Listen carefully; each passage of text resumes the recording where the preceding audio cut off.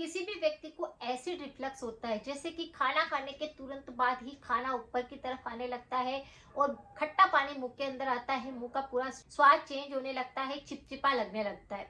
जिसके कुछ ऐसे लक्षण भी दिखते हैं कि जैसे कि गले के अंदर खराश आती रहती है, खांसी का संक्रमण चलता है, बार बार गले के अंदर कोई इन्फेक्शन लग जाता है, निगलने में बहुत ज्यादा दिक्कत होती है, सीने के अंदर काफी ज्यादा जलन महसूस होती है, या आपको ऐसा लगता है कि अम्लता बहुत ज्यादा बढ़ रही है।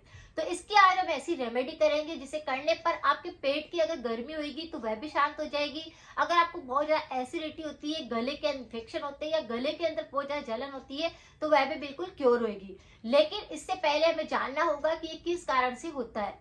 सबसे पहले हमें कारण जरूर जानने चाहिए, जिससे कि हमें पता चल सके कि हमें एसिड रिफ्लक्स की दिक्कत बार बार क्यों हो रही है। क्या हमारा खाना सही ढंग से पच नहीं रहा है, या हम कुछ ऐसा खा रहे हैं जिसकी वजह से हमारी सेहत बिगड़ रही है। बहुत सारी महिलाओं को प्रेगनेंसी के दौरान इस प्रकार से गले के अंदर जलन महसूस होने लगती है, या फिर इस प्रकार से खट्टी डकारें आकर एसिड रिफ्लक्स होता है। तो सबके लिए ये उपाय काम करेगा। इस उपाय को सभी लोग कर सकते हैं, जैसे कि प्रेग्नेंट लेडी अगर कोई है वह भी इन उपायों को कर सकती है, और कोई भी व्यक्ति इनको कर सकता है। बहुत ही आसान से उपाय हम करेंगे। अगर किसी भी व्यक्ति को थ्रोट इन्फेक्शन बहुत ज्यादा होते हैं तो इस पर मेरे काफी सारे वीडियो है, पूरी कमेंट बॉक्स में पिन कर दूंगी ताकि आप उनको देख सके।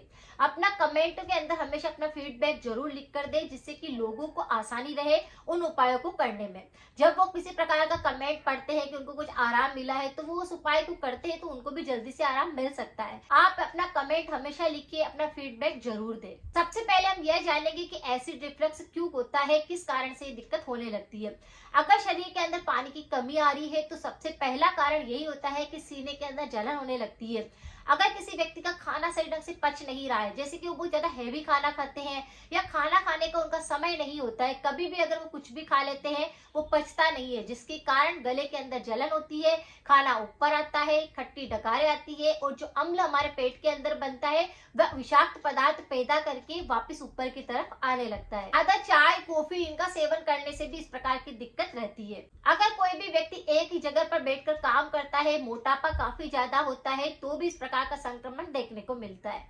जैसे कि मैंने बताया है कि सीने के अंदर जलन होती है और बहुत ज्यादा पेट के अंदर भी जलन महसूस होने लगती है, लेकिन ऐसे व्यक्तियों को निगलने में सबसे ज्यादा दिक्कत होने लगती है और गले के अंदर चिपचिपाहट बनी रहती है। पूरे मुंह का जो स्वाद होता है वो कड़वा होने लगता है। ये कई बार क्या होता है कि रात के समय सबसे ज्यादा दिक्कत करता है, या फिर सुबह सुबह इस प्रकार की दिक्कत होती है। तो आप इन उपायों को करेंगे तो आपको काफी जल्दी आराम भी मिलेगा।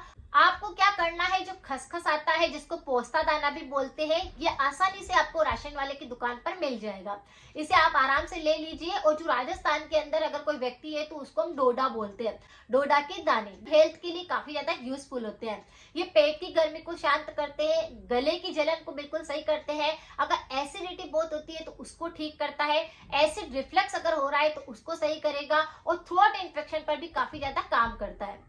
तो आपको क्या करना है, एक चम्मच भरकर आपको पोस्ता दाना लेना है और उसको रात को पानी के अंदर भिगो देना है। उसी के साथ में आपको एक चम्मच सौंफ भी भिगो देनी है।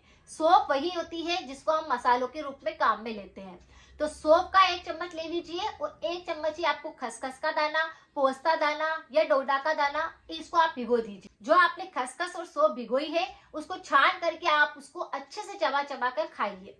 इसे अगर एक चम्मच सुबह सुबह आपने अच्छे से चबा चबा कर खाया तो ना तो आपके दांतों संबंधी कोई समस्या होगी, ना आपके पेट संबंधी कोई दिक्कत होगी, ना आपके गले संबंधी कोई इन्फेक्शन होगी, और ना ही आपकी एसिडिटी बढ़ेगी। ये अंदर जो अम्लता बढ़ने लगी है वह बिल्कुल कंट्रोल हो जाएगी। पहले ही दिन आपको काफी ज्यादा आराम लगेगा।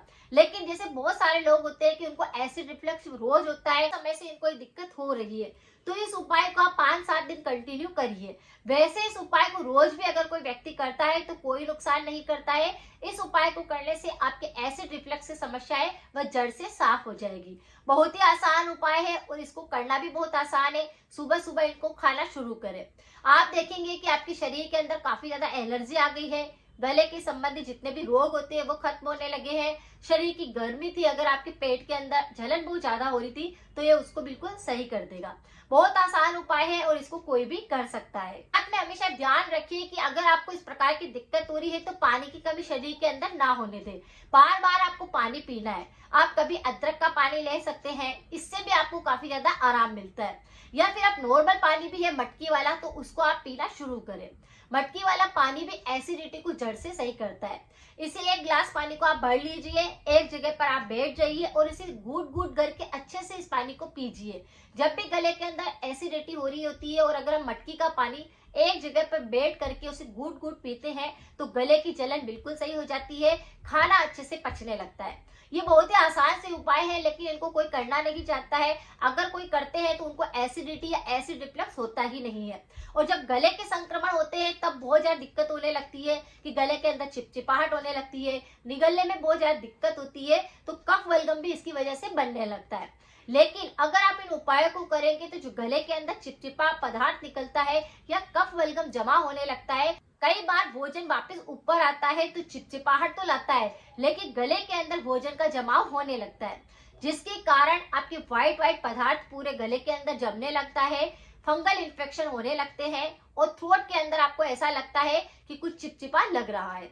तो इस रेमेडी को अगर आप करेंगे तो आपके सारे के सारे बैक्टीरिया खत्म हो जाएंगे, खाना अच्छे से पचने लग जाएगा, खून की अच्छे से वृद्धि होगी और ये सारी दिक्कतों को बिल्कुल सही करेगा।